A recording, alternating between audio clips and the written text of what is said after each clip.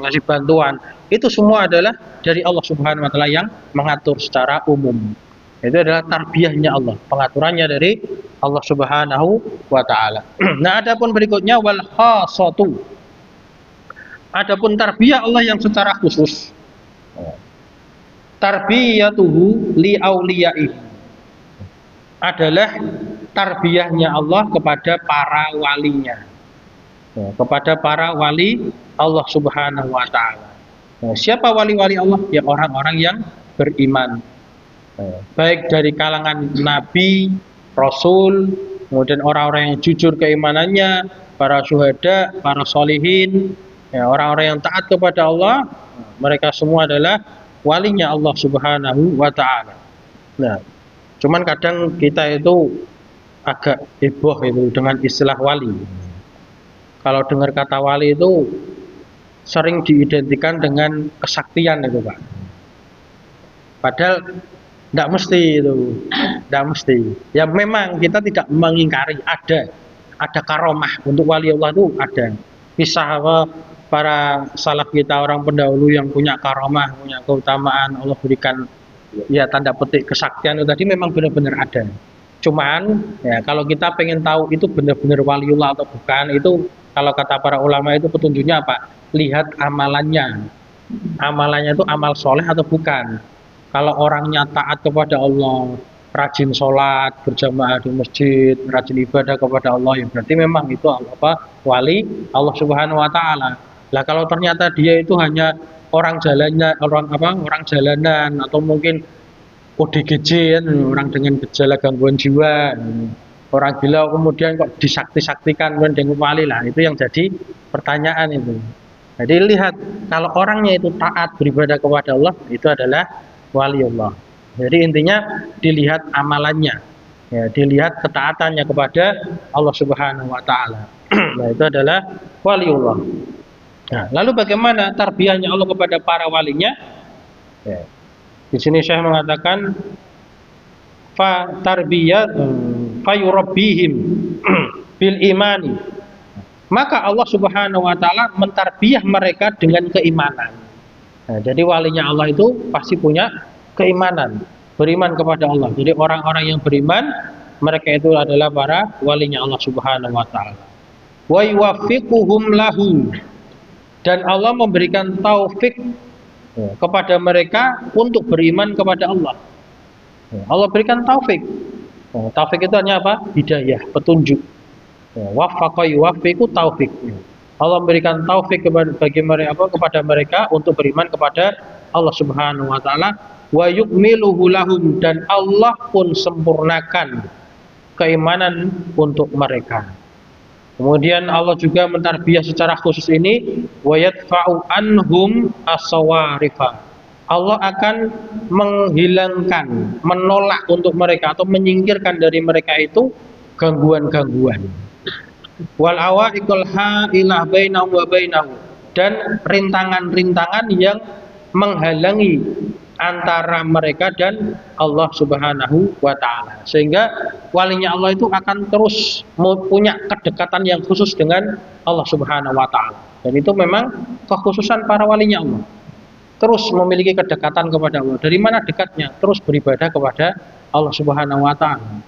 Kan hakikat ketika kita beribadah kan kita mendekatkan diri kepada Allah. Istilahnya kan taqarrub, mendekatkan diri kepada Allah. Terus ada kata kurban. Qorib itu kan dekat. Kurban itu juga untuk taqarrub lillah. Nah, sebentar lagi ada ibadah kurban itu untuk taqarrub ilallah, mendekatkan diri kepada Allah Subhanahu wa taala. Kemudian wa haqiqatuha, dan hakikat daripada tarbiyahnya Allah yang secara khusus itu adalah tarbiyatut taufiqi likulli khairin. Adalah tarbiyahnya Allah untuk memberikan taufik pada setiap kebaikan. Pada setiap kebaikan. Baik kebaikan dunia maupun kebaikan akhirat. Yang jadi masalah itu kadang kita kurang bisa menilai ini kebaikan atau keburukan ketika Allah menguji kita dengan musibah. Ya, ketika Allah menguji kita dengan musibah, kadang kita langsung mengira, wah ini saya telah tertimpa keburukan. Padahal aslinya musibah itu dalam rangka Allah uji. Ya, dalam rangka Allah uji keimanannya, apakah dia bisa bertambah keimanannya atau tidak. Atau Allah ingin menggugurkan dosa-dosanya. Nah, Allah ingin menggugurkan dosa-dosanya dengan musibah yang Allah timpakan kepada dia. Bagi orang-orang yang beriman. Artinya apa? Segala sesuatu yang menimpa pada diri seorang yang beriman itu adalah kebaikan. Adalah kebaikan. Sebagaimana dalam hadis Rasulullah Shallallahu Alaihi Wasallam, Rasulullah bersabda, "Ajaban li amril mukmin." Nah, menakjubkan perkaranya seorang mukmin itu. Sungguh menakjubkan. Jadi kita tuh heran pada orang-orang yang beriman. Walaisa dzaka illa lil mukmin. Dan hal itu tuh enggak akan terjadi kecuali hanya orang-orang yang beriman. Gimana kok keadaannya? Idza asabatu sarra syakara. Ketika dia tertimpa atau mendapatkan kenikmatan, maka dia bersyukur, wa kana khairan, dan itu adalah kebaikan bagi dia. Syukur itu kebaikan. Dan sebaliknya, wa idza asabatum dharra, ketika kemadorotan musibah itu menimpa dia, sabaru, maka dia bersabar.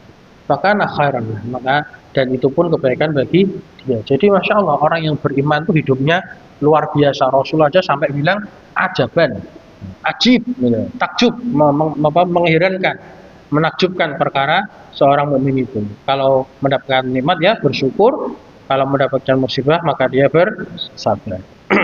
Ya, karena terbiahnya Allah itu kepada orang yang beriman itu pasti mengandung kebaikan.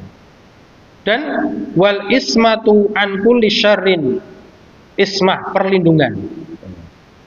Dan terbiahnya Allah yang khusus bagi para walinya itu adalah perlindungan dari semua keburukan. Perlindungannya Allah dari semua keburukan.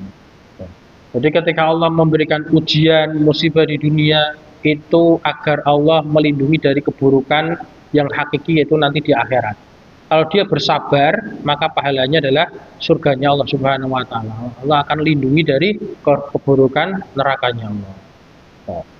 Kemudian terakhir di sini saya mengatakan wala'alla hadzal makna, dan bisa jadi makna ini, makna tentang Rabbil Alamin tadi, kata Rabb, ya tarbiyahnya Allah itu, huwa sirru adalah rahasia. Adalah rahasia. Rahasia apa? Fi kauni aktsari adiyatil anbiya bilafdzir Rabb. Rahasia di dalam keberadaan kebanyakan dari doa-doanya para nabi. Aktsari adiyatil anbiya. Kebanyakan doa-doanya para nabi itu apa? Bilafdzir Rabb, dengan lafaz Rabb. Coba kalau kita lihat doa-doa yang ada di dalam Al-Qur'an, doa sapu jagat misalkan, Rabbana atina fid dunya hasanah. Pakai kata Rabb. Doa minta ampun, Rabbil firli. Ya. Doa mengakui kesalahan kita kepada minta Rabbana innana dzalamna anfusana wa illam taghfir lana lanakunanna minal khasirin. Ya, menggunakan kata Rabb. Ya.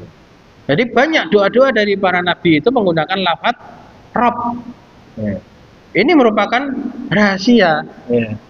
Yang bisa jadi ketika para nabi itu menggunakan kata Rabb karena mereka paham betul. Nah, makna Rabb itu apa? Saya mengatakan di sini fa inna matalibahum kullaha dakhilatun tahta rububiyyatihil khassah. Ya. Karena sesungguhnya permintaan-permintaan mereka para nabi itu, para wali Allah itu, kullah, seluruhnya permintaan itu dakhilah, masuk tahta, di bawah rububiyahnya Allah, di bawah tarbiyahnya Allah yang secara khusus. Ya. Jadi kalau kita meminta sesuatu seperti tadi doa sapu jagat itu kita hafalkan, kita pahami maknanya, Rabbana atina fid dunya hasanah. Rabb kami, berikanlah kepada kami kebaikan di dunia. Fid dunya hasanah, di dunia ini kebaikan. Kenapa kita meminta kepada Allah kebaikan dengan lafaz Rabb? Karena Rabb itu kan yang bisa menciptakan. Yang bisa menciptakan kebaikan hanya Allah. Yang bisa mengatur kebaikan hanya Allah. Yang menguasai kebaikan hanya Allah. Makanya itu rahasia kita menggunakan lafaz Rabb. Ya, Rabbana atina fid dunya hasanah, kemudian wa fil akhirati hasanah wa qina adzabannar. Itu doa yang hendaknya senantiasa kita baca dan kita pahami tentang rahasia mana daripada kata Rob itu tadi. Nah, semoga bermanfaat. Kita ajukan dulu sampai sini dan masuk waktu isya. Naktafi biadzalika subhanakallahumma wa bihamdika asyhadu an la ilaha illa anta astaghfiruka wa atubu ilaik. Alhamdulillahirabbil alamin wa sallallahu ala nabiyina Muhammad wa ala alihi wasallam.